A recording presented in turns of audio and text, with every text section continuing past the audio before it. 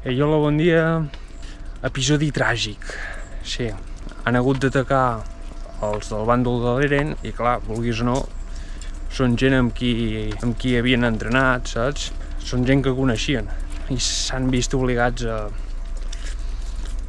lluitar, que quasi s'aconsegueix enganyar-los, perquè l'Armin ha fet una actuació que digna d'un Òscar. Poca broma, quan diu és que han mort en Jan i fa...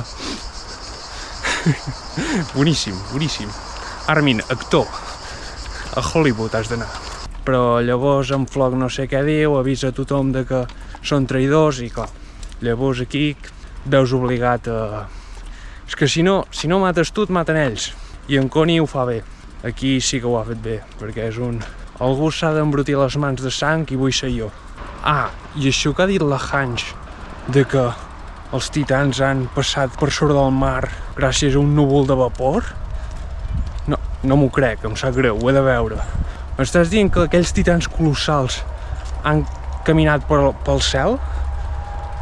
Bueno. Quanta imaginació, tu. Hajime. Que una cosa, l'episodi es deia traïdor.